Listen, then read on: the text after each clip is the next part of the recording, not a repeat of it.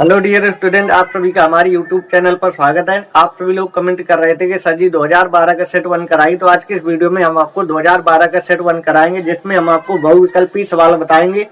तो आपको बहुविकल्पी सवाल में पहले का आपको क नंबर का सवाल देखना है। पहले के क नंबर के सवाल में दिया गया द्विघात समीकरण 3 - 5x² + 7 = 0 के मूलों का योगफल होगा। हमें मूलों का योगफल बताना है। तो देखिए, हम आपको बता दें,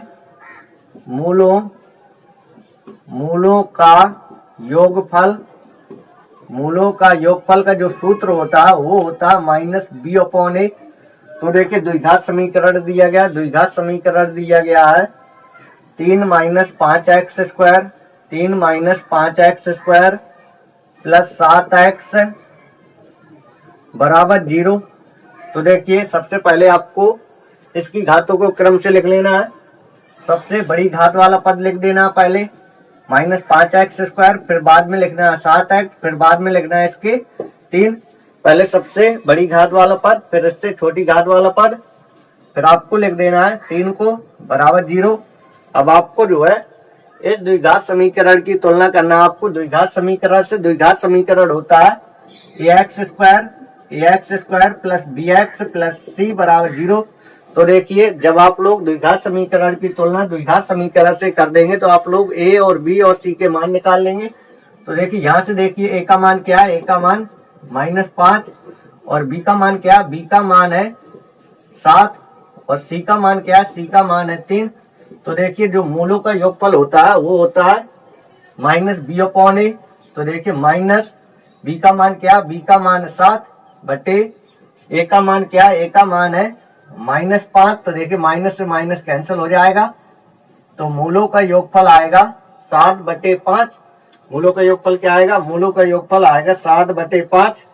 तो देखिए, इसका कौन सा ऑप्शन सही है, इसका जो है चौथा ऑप्शन राइट आंसर है। तो अब आपको देखना है ख नंबर का सवाल नंबर ख देखेंगे। सवाल नंबर ख आपको यहाँ पे स्क्रीन पर दिख गया होगा। ख नंबर के सवाल में दिया गया sin² 63 डिग्री + sin² 27 डिग्री बटे cos² 17 डिग्री + cos² 73 डिग्री। इसका मान हमें बताना है। तो आइए इस सवाल को हल करते हैं। सवाल में दिया गया है sin² 63 डिग्री + sin² 27 डिग्री बटे cos² 17 डिग्री + cos² 73 डिग्री। तो देखिए, इसका मान हमें बताना है। तो आप लोगों ने पढ़ा होगा कि साइन 90 - थीटा होता है, साइन 90 - थीटा होता है कॉस थीटा, और कॉस 90 - थीटा होता है साइन थीटा। ये आप लोगों ने पढ़ा होगा कि साइन 90 - थीटा होता है कॉस थीटा, और कॉस 90 - थीटा होता है साइन थीटा। तो देखिए, सबसे पहले आपको जो है इसे ऐसे लिख देना है। इसे आप लोग लिख सकते हैं साइन 27 डिग्री, और इसका स्क्वायर, इसे जो है ऐसे लिख सकते हैं। और इस पद को जो है आप लोग लिख सकते हैं cos 73 डिग्री, और इसका स्क्वायर, इसे ऐसे लिख सकते हैं। तो देखिए, इस वाले पद को आप लोग लिख सकते हैं साइन 27 डिग्री को आप लोग लिख सकते हैं 90 माइनस 90 में अगर ये 63 घटाएंगे तो ये जो है 27 आ जाएगा। यानी 27 को लिख सकते हैं 90 - 63, ये लिख सकते हैं। और नीचे ये जो cos 73 लिखा है, इसे आप लोग लिख सकते हैं cos 73 को लिख सकते हैं 90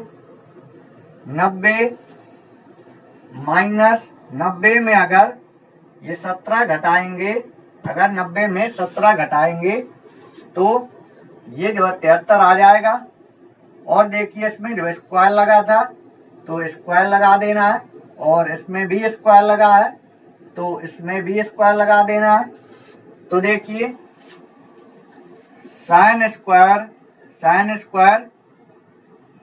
63 डिग्री, साइन स्क्वायर 63 डिग्री, और इस वाले पद को पहले आप लोगों ने ऐसे लिखा फिर आप लोगों ने जो है इसे ऐसे लिख दिया। तो आप लोग जानते हैं कि साइन 90 माइनस थीटा होता है, साइन 90 माइनस थीटा होता है कॉस थीटा। तो देखिए कॉस थीटा होता है, थीटा का मान कितना है, थीटा का मान है 63 डिग्री और इसमें स्क्वायर है तो स्क्वायर लगा देंगे बटे कॉस स्क्वायर 17 डिग्री प्लस, इससे पहले आप लोगों ने ऐसे लिखा है, फिर आप लोगों ने इसे जो है ऐसे लिख दिया है। तो देखिए कॉस 90 माइनस थीटा होता है, कॉस 90 माइनस थीटा होता है साइन थीटा। तो थीटा का मान है 17 डिग्री और इसमें स्क्वायर है तो स्क्वायर लगा देंगे। अब देखिए साइन स्क्वायर 63 डिग्री और इसका स्क्वायर करेंगे तो ये आएगा कॉस स्क्वायर 63 डिग्री बटे कॉस स्क्वायर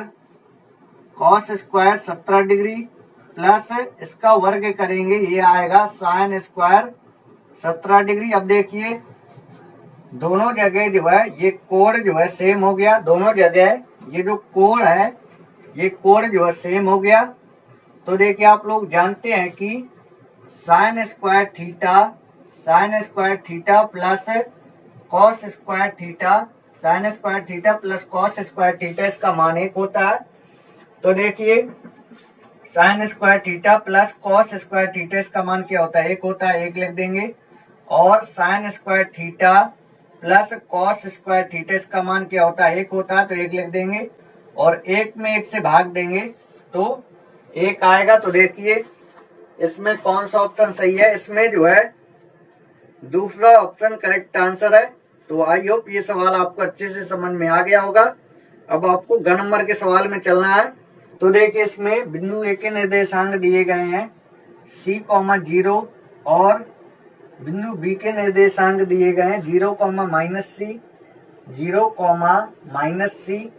तो हमें इन दोनों बिंदुओं की बीच की दूरी निकालना है, हमें इन दोनों बिंदुओं की बीच की दूरी निकालना है। तो देखिए दो बिंदुओं की बीच की दूरी का सूत्र होता है under rule x1 minus x2 का whole square plus y1 minus y2 का होल स्क्वायर। तो देखिए ये जो है x1 का मान है और ये जो है y1 का मान है और ये जो है x2 का मान है और ये जो है y2 का मान है। तो देखिए इसमें जो है रख देंगे तो दो बिंदुओं की बीच की दूरी जो है निकल आएगी।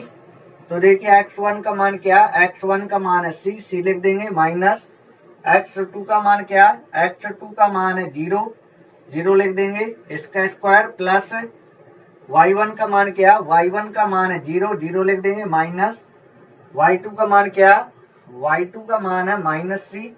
तो देखिए यहाँ पे माइनस का चिन्ह है तो माइनस के चिन्ह का माइनस के चिन्ह में गुणा हो जाएगा तो ये हो जाएगा प्लस और यहाँ पे लिखा जाएगा प्लस c।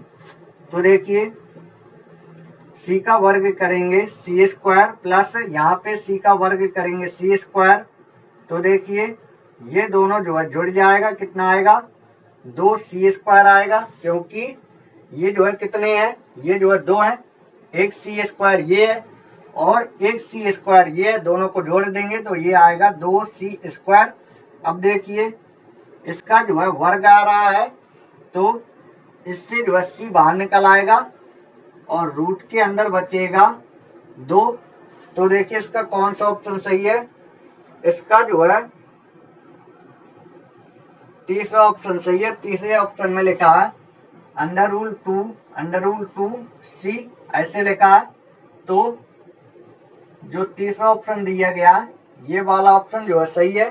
सवाल नंबर घ देखेंगे, सवाल नंबर घ आपको यहाँ पे स्क्रीन पर दिख गया होगा। घ नंबर के सवाल में दिया गया यदि द्विघात समीकरण 4x square minus 3kx plus 1 बराबर 0 के मूल बराबर हो तो हमें k का मान ज्ञात करना है। तो आइए सवाल को हल करते हैं। सवाल में दिया गया है 4x स्क्वायर, सवाल में दिया गया 4x square minus 3kx plus 1 बराबर 0 और सवाल में हमसे कहा है कि मूल बराबर है। तो देखिए जब भी मूल बराबर होते हैं तो हमेशा d का मान 0 होता है। जब भी सवाल में आपसे ये कहे कि मूल बराबर है या आपसे कहे कि मूल समान है तो हमेशा डी का मान 0 होता है। डी आप लोग जानते होंगे कि डी क्या, डी जो है व्युत्कर है। तो देखिए जब भी सवाल में आपसे ये कहे कि मूल समान या बराबर है तो हमेशा आपको जो है डी बराबर 0 करना है, क्योंकि जब मूल समान होते हैं या कह सकते हैं मूल बराबर होते हैं तो हमेशा डी का मान 0 होता है। तो देखिए डी बराबर जो सूत्र होता है वो होता है B square minus 4ac। D बराबर सूत्र होता है बी स्क्वायर माइनस 4ac। तो देखिए सबसे पहले इस द्विघात समीकरण की तुलना आपको जो है द्विघात समीकरण से कर देना है, तो ए बी सी के मान आपको मिल जाएंगे। तो देखिए द्विघात समीकरण होता है A X square plus B X plus C बराबर 0। तो देखिए यहाँ पे एक्स स्क्वायर का गुणांक ए है और यहाँ पे एक्स स्क्वायर का गुणांक 4 है, तो ए का मान होगा 4 और बी का मान क्या होगा, बी का मान होगा -3 के, बी का मान -3 के और सी का मान क्या होगा, सी का मान होगा 1। तो देखिए अब इसमें जो रख देंगे डी की जगह 0 रख देंगे बराबर बी स्क्वायर, बी की जगह रखेंगे -3 के, बी की जगह -3 के और इसमें स्क्वायर है स्क्वायर लगा देंगे -4ac। तो देखिए 4 गुणे ए का मान क्या, ए का मान 4 है, गुणे सी का मान क्या, सी का मान 1 है। अब आगे देखिए 0 बराबर -3 का वर्ग 9, के का वर्ग के स्क्वायर माइनस यहाँ पे गुणा करेंगे 4 गुणे 4, 4 चौको 16। अब देखिए 9 के स्क्वायर, इसको इस साइड भेज देंगे तो ये हो जाएगा +16। अब देखिए के स्क्वायर बराबर 16 और 9 जाएगा इसके बटे में। तो देखिए अब यहाँ से स्क्वायर हटा देंगे तो यहाँ पे जो अंडर रूल लग जाएगा। तो देखिए के का मान आएगा ±16 होता है 4 का वर्ग, 9 होता है 3 का वर्ग। तो देखिए हमें के का मान ज्ञात करना था, तो के का मान आएगा ±4/3। तो देखिए कौन सा ऑप्शन सही है, इसमें जो है पहला ऑप्शन सही है। तो देखिए आपको जो है पहले में टिक कर लेना है। अब आपको अंग नंबर का सवाल देखना है। सवाल नंबर अंग पढ़ेंगे। सवाल नंबर अंग में दिया गया है एक समबाहु त्रिभुज। तो देखिए जिसकी तीनों भुजाएं बराबर होती हैं उसे हम समबाहु त्रिभुज कहते हैं। जिसकी प्रत्येक भुजा की लंबाई 12 सेंटीमीटर है, यानी इसकी प्रत्येक भुजा की लंबाई 12 सेंटीमीटर है, ये भी 12 सेंटीमीटर होगी और ये भी जो है 12 सेंटीमीटर होगी, क्योंकि प्रत्येक भुजा की लंबाई 12 सेंटीमीटर दी गई है। और हमें शीर्ष लंब की लंबाई बताना है, हमें शीर्ष लंब की लंबाई बताना है। तो देखिए हमें क्या बताना है, हमें बताना है शीर्ष लंब की लंबाई। तो देखिए हम जो है इस शीर्ष से इस पर लंब डाल देते हैं, तो हमें इस शीर्ष लंब की लंबाई ज्ञात करना है, हमें इस शीर्ष लंब की लंबाई ज्ञात करना। तो देखिए इस शीर्ष लंब की लंबाई हम कैसे ज्ञात करेंगे। तो देखिए जब हम इस बिंदु से इस वाली रेखा पर लंब डालेंगे तो इस वाली रेखा को बराबर 2 भागों में बांटेगा। तो देखिए ये जो है 12 सेंटीमीटर है, तो यहाँ से यहाँ तक होगा 6 सेंटीमीटर और यहाँ से यहाँ तक होगा 6 सेंटीमीटर। तो हमें ये एडी निकालना है, हमें जो है शीर्ष लंब की लंबाई ज्ञात करना है, यानी हमें एडी ज्ञात करना। तो देखिए एडी कैसे ज्ञात करेंगे, तो आप लोग देखेंगे कि ये जो है समकोण त्रिभुज है, ये जो है समकोण त्रिभुज है और इसमें 2 भुजाएं पता है, इसमें जो है 2 भुजाएं पता है और हमें तीसरी भुजा निकालना है। तो तीसरी भुजा हम कैसे निकालेंगे, हम जो है पाइथागोरस प्रमेय लगा देंगे तो तीसरी भुजा निकल आएगी। तो देखिए यहाँ पे पहले लिखेंगे समकोण त्रिभुज। जो समकोण वाला बिंदु होगा उसको जो है बीच में लिखना है। समकोण त्रिभुज ADB में तो देखिए इसमें पाइथागोरस प्रमेय लगा देंगे, तो यहाँ पे लिख देंगे पाइथागोरस पाइथागोरस पाइथागोरस प्रमेय से पाइथागोरस प्रमेय से तो देखिए पाइथागोरस प्रमेय होती है सबसे बड़ी भुजा का वर्ग, सबसे बड़ी भुजा है ए बी और लंब के स्क्वायर, लंब जो है एडी है, एडी के स्क्वायर प्लस बीडी के स्क्वायर या डीबी के स्क्वायर लिख सकते हैं, बीडी स्क्वायर क्या लिखना है बीडी स्क्वायर। तो देखिए A B square, A B का मान क्या है, ए बी का मान है 12, 12 के स्क्वायर, एडी हमें ज्ञात करना है, AD square plus BD square, BD का मान कितना है, इसका मान है 6, 6 के स्क्वायर। अब देखिए 12 का वर्ग होता है 144, एडी स्क्वायर 6 का वर्ग होता है 36। तो देखिए एडी स्क्वायर बराबर 144, इस 36 को भेज देंगे इस साइड तो माइनस का 36 हो जाएगा। तो देखिए एडी स्क्वायर बराबर, इसमें इसको घटा देंगे, 14 में से 6 घटाएंगे तो ये आएगा 8 और यहाँ पे बचा 3, यानी 13 में से 3 घटाएंगे तो ये आएगा 10। तो देखिए यहाँ से स्क्वायर हटा देंगे तो यहाँ पे जो है अंडर रूल लग जाएगा। तो अब देखिए एडी बराबर 108 के गुणनखंड कर लेंगे।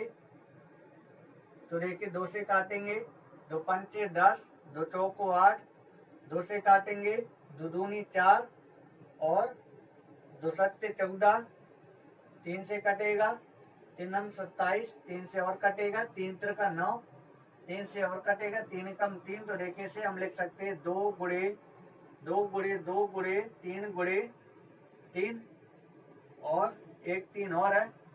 तो देखिए एडी बराबर 2 बार निकल आएगा और 3 बार निकल आएगा और अंडर रूल के अंदर रहेगा 3।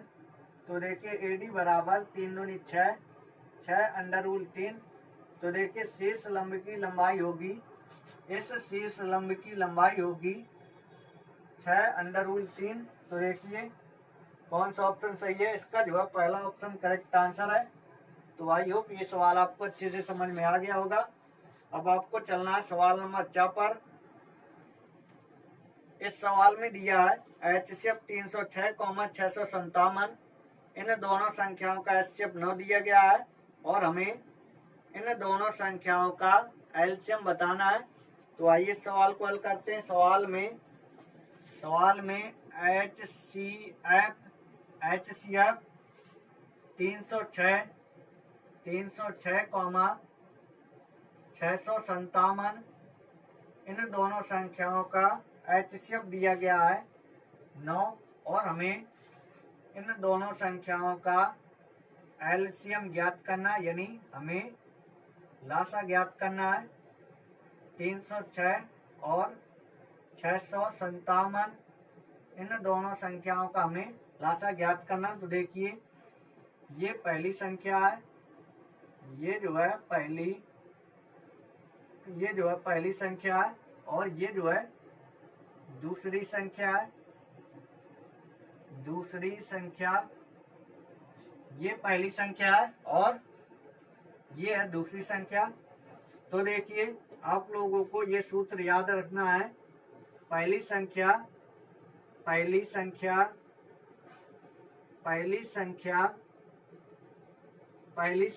गुणे दूसरी संख्या, पहली संख्या गुणे दूसरी संख्या, पहली संख्या गुणे दूसरी संख्या बराबर होता है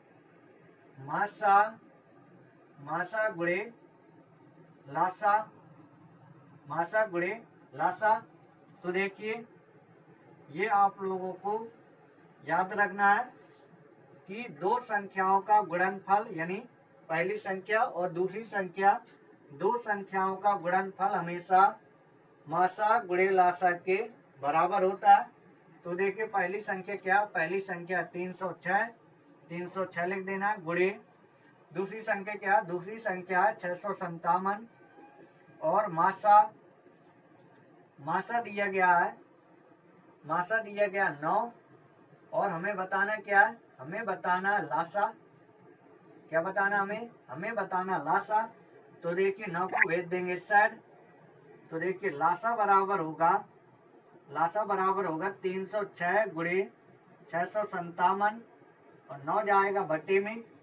तो देखिए 3 से काटेंगे, 3 3 का 9, 3 से काटेंगे, 3 एकम 3 0, 3 दूनी 6, 3 से और कट जाएगा, 3 एकम 3, 3 3 का 9, 3 चौको 12। तो देखिए लासा बराबर यहाँ पे बचा 34 गुणे 657। तो देखिए गुणा करा लेंगे, 34 गुणे 657, 7 चौका 28 और 7 ती 21, 22 23 यानी 23 आएगा। अब देखिए 5 का गुणा 4 में, 5 चौको 20, 5 ती 15, 15 2 17, 6 का गुणा 4 में, 6 चौको 24, हासिल 2 और 6 का 18, 19 20। तो अब देखिए जोड़ देंगे 8 3 और 7 2 9, 9 4 13, 13 के लिए 3, 1 1 2 2 यानी ये आएगा। गुणा कराने पर आएगा, गुणा कराने पर कितना आएगा, गुणा कराने पर आएगा 22,338, 22,338 आएगा। तो देखिए इसमें जो है कौन सा ऑप्शन सही है, इसमें चौथा ऑप्शन करेक्ट आंसर है। कौन सा ऑप्शन सही है, चौथा ऑप्शन करेक्ट आंसर है। तो ये सवाल भी पेपर में पूछा जाता है, तो इस सवाल को भी आपको अच्छे से लगा लेना है। यदि ये सवाल आपके पेपर में आएगा तो आपसे 1 नंबर का पूछा जाएगा। तो आज के क्लास में बस इतना ही। अगली क्लास की वीडियो में हम आपको दूसरे नंबर से बताएंगे। यदि आपको आज की क्लास यदि पसंद आई हो तो वीडियो को लाइक कर दीजिएगा। यदि आप चैनल के ऊपर नए हैं तो चैनल को सब्सक्राइब कर लीजिएगा। फिर मिलते हैं नई वीडियो साथ, तब तक के लिए जय हिंद, वंदे मातरम।